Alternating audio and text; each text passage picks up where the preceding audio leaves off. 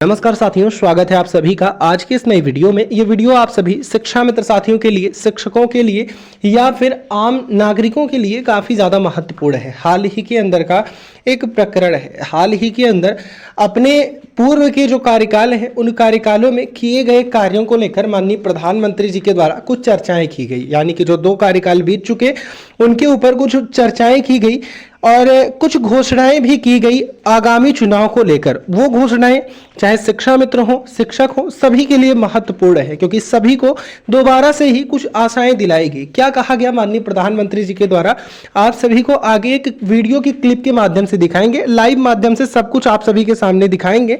सभी साथी वीडियो को पूरा देखें। अभी तक आपने अगर इस चैनल को सब्सक्राइब नहीं किया है तो सब्सक्राइब भी कर लें। अब चलते हैं अपडेट पर। भी विश्वास दिलाऊंगा कि तीसरे टर्म में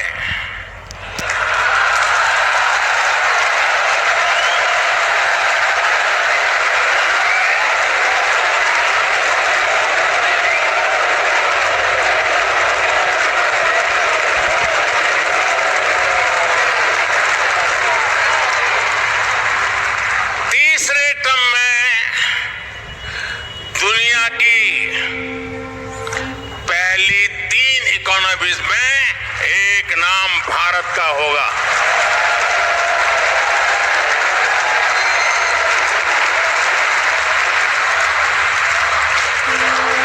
यानी तीसरे टर्म में पहली 3 इकोनॉमी में गर्व के साथ हिंदुस्तान खड़ा होगा। दोस्तों,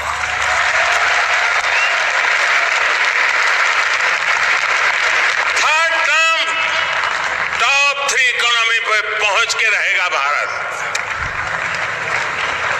और ये मोदी की गारंटी है।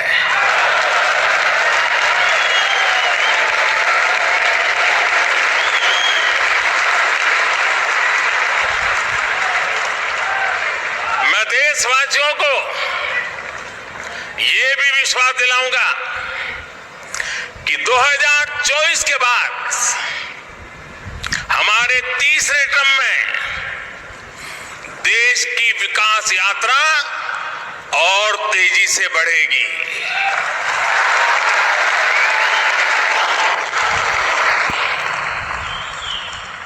और मेरे तीसरे कार्यकाल में आप अपने सपने अपनी आंखों के सामने पूरे होते देखें। साथियों, यहाँ पर आपने देखा होगा माननीय प्रधानमंत्री जी का एक भाषण था एक जनसभा के दौरान। लगभग 2 से 3 मिनट का ये 2 से 3 मिनट का भाषण ही मैंने रिकॉर्ड किया था, जहाँ पर कुछ मुख्य बातें उनके द्वारा कही गई। शायद ही उसे आपने नोट किया हो। उनके द्वारा क्या कहा गया कि पिछले 2 राउंड्स में हमने जो कार्य किए उन कार्यों को गिनाया गया, फिर उसके बाद अपने कुछ वादों को गिनाया गया, फिर उन वादों के बाद उनके द्वारा कहा गया ये जो थर्ड राउंड है, थर्ड राउंड आने के बाद हम देश की जो इकोनॉमी है उसे टॉप 3rd पर पहुंचा देंगे, यानी कि टॉप 3रे नंबर पर पहुंचा देंगे देश की इकोनॉमी को। आप सभी बताएं कि जिस देश में शिक्षक है उसे सम्मान नहीं मिल रहा है, जहां पर शिक्षा मित्र हैं, शिक्षा मित्रों ने 23 वर्षों से लगभग कार्य किया, बेसिक शिक्षा को ऊंचाइयों पर पहुंचाने का कार्य किया। आज वर्तमान की दृष्टि से देखा जाए तो जो शिक्षा मित्र हैं आर्थिक तंगी के कारण मर रहे हैं। साल का एक दिन जो कि 25 जुलाई है, उन्हें खुशी की दृष्टि से ना देखा जाए तो काला दिवस के रूप में मनाना पड़ता है। साल का एक दिन उनके लिए काला दिवस के रूप में बन गया, जहां पर 15-15 दिन का मानदेय उन्हें नहीं दिया जाता, किसी भी प्रकार की शिक्षकों की सेवाएं नहीं दी जाती, शिक्षकों से 7 से 8 गुना कम वेतन उन्हें दिया जाता है, उसके बाद भी उन्हें अयोग्य कहा जाता है। क्या इस प्रकार से देश की जो इकोनॉमी है वो मजबूत हो पाएगी? क्योंकि देश की नींव एक शिक्षक ही रखता है, और वही शिक्षक जब इतने बड़े राज्य के इतने बड़े प्रदेश में, जहां पर कहा जाता है यूपी में जिसकी सरकार नहीं बनेगी वो केंद्र में नहीं रहेगा, यूपी में जिसकी सरकार बनेगी केंद्र में भी उसी की सरकार बनेगी। और यूपी की ही हालात में बताऊं, सबसे खराब शिक्षकों की, शिक्षा मित्रों की हालात यूपी के अंदर है। जहां पर आप अन्य राज्य देखें, हाल ही में पंजाब में देखें, कल ही पंजाब में घोषणाएं हुई शिक्षा मित्रों के नियमितीकरण की, जहां पर माननीय सीएम यानी कि पंजाब के सीएम भगवंत मान जी स्वयं ही विलाप करने लगे, यानी कि कहा जाए कि स्वयं ही दुखी हो गए जब इस प्रकार से उनके द्वारा घोषणाएं की गई।